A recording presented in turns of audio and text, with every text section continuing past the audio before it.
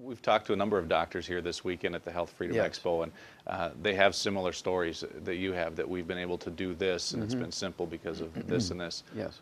What is holding solutions like that back from becoming mainstream therapies? Okay, well, two reasons, Scott. Number one, there's insurance. And people say, why should I spend $2 a day for a treatment that my doctor poo-poos when I can get the treatment he wants me to do for free from insurance? You know, we want that Canadian free health care.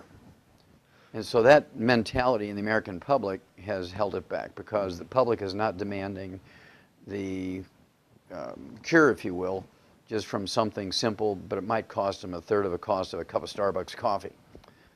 The second thing is the pharmaceutical industry drives things. You see, there's no law requiring doctors to cure people when there's a cure available.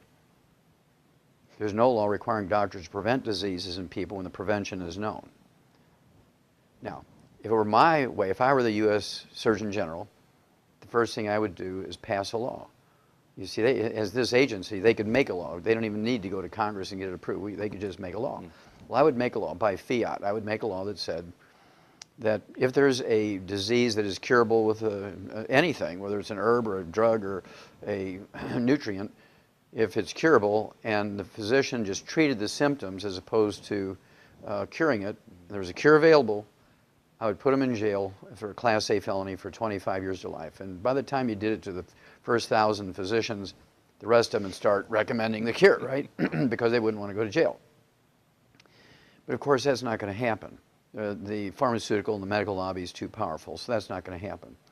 So what has to happen is education. For the last 33 years, this is the 33rd year I've been doing this, Scott, giving free lectures, or 300 free lectures each year.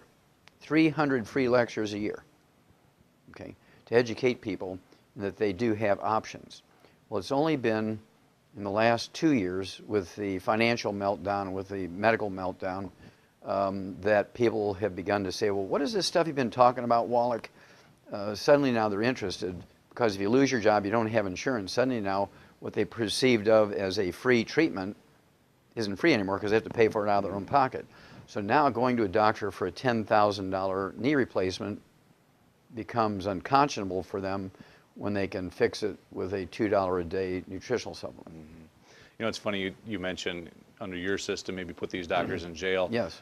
Maybe not to that extreme, but the opposite happens, where physicians like you or others that we've talked to get, you know, pushed aside, have their licenses taken away, get fired. Or get fired. Fired, yeah. I mean, so it's kind of happening in the reverse order right now still, isn't it?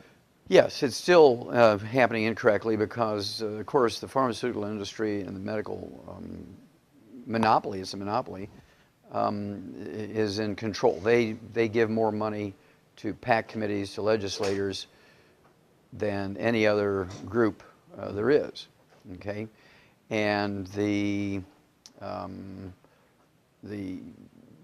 thing that happens is, when you give that much money to legislators, suddenly now these guys are the only guys. Everybody knows that the medical system is the perfect and single worthy system, because it's the only system. Now, this was known 290 years ago. The first U.S. Surgeon General, a guy by the name of Benjamin Rush, who was an MD, realized that the different philosophies of medicine were fighting amongst each other. They were actually having gunfights in the street. Certain groups of medical doctors would take over a hospital and lock the doors, and the other groups of medical doctors would march down to the town armory and get a cannon, blow the door off, and they go in and have gunfights, because one was homeopaths and the other ones used herbs and the other ones liked physical medicine and stuff. They were literally having gunfights over this.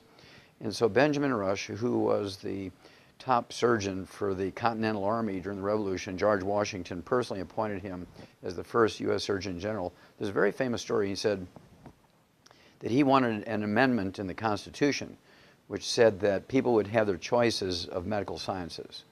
He said, if we don't have an amendment in the Constitution giving people their choice, free choice of which medical science they want, like their choice of religion and freedom of speech, he said, somewhere along the line, and I'm quoting him now, one class of men will take over the medical sciences, and it will be the Bastille of America. Now, his fears have become our nightmare 290 years later, because the free enterprise system has never taken place in the medical industry since the American Medical Association was formed. Everything they've done for the last 100 years was not to learn how to treat patients better.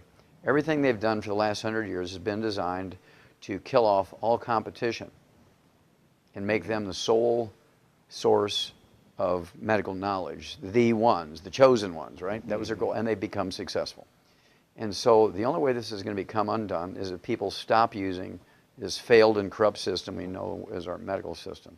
Right now, the average lifespan of Americans makes us 46th in the world in longevity. There's 45 other countries whose peoples live longer than us. We're 92nd in healthfulness. And we spend more money for health care than all the other 218 nations of the world put together. So their system is a failed and it's a corrupt system.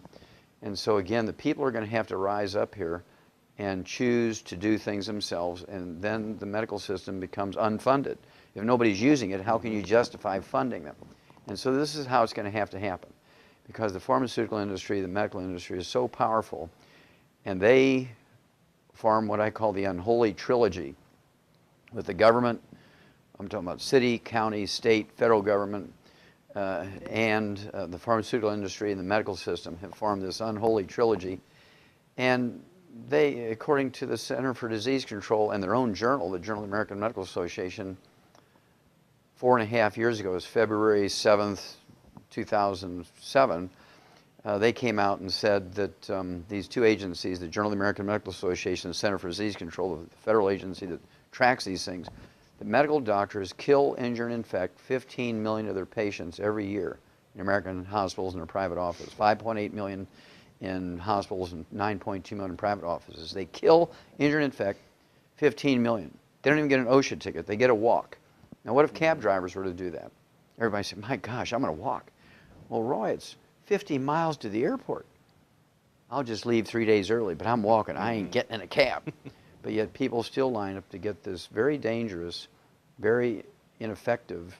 I mean, we rank 46th in the world in longevity and 92nd in healthfulness. The recipe is not a good recipe, Scott.